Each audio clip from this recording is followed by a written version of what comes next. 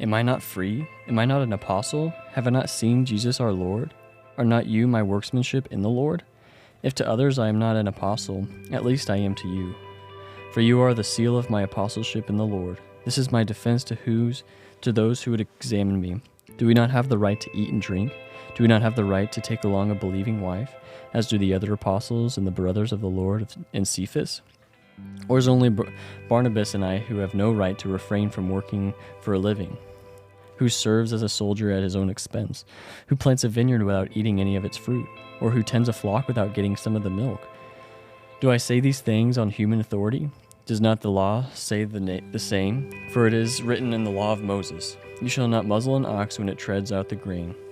Is it for oxen that God is concerned? Does he not certainly speak for our sake?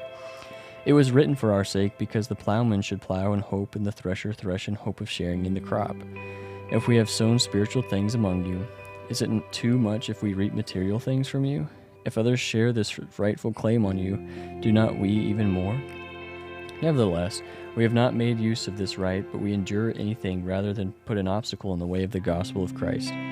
Do you not know that those who are employed in the temple service get their food from the temple, and those who serve at the altar share in the sacrificial offerings? In the same way, the Lord commanded that those who proclaim the gospel should get their living by the gospel. But I have made no use of any of these rights, nor am I writing these things to secure any such provision. For I would rather die than have anyone deprive me of my ground for boasting. For if I preach the gospel, that gives me no ground for boasting. For necessity is laid upon me. Woe to me if I do not preach the gospel. For if I do this of my own will, I have a reward. But if not of my own will, I am still entrusted with a stewardship. What then is my reward? That in my preaching I may present the gospel free of charge, so as not to make full use of my right in the gospel?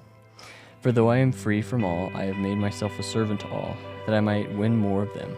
To the Jews I became as a Jew, in order to win Jews. To those under the law I became as one under the law, though not being myself under the law, that I might win those under the law. To those outside the law I became as one outside the law, not being outside the law of God, but rather under the law of Christ, that I might win those outside the law. To the weak I became weak, that I might win the weak. I have become all things to all people, that by all means I might save some.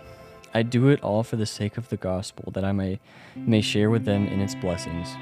Do you not know that in a race all the runners run, but only one receives the prize? So run that you may obtain it. Every athlete exercises self-control in all things. They do it to receive a perishable wreath, but we an imperishable. So I do not run aimlessly.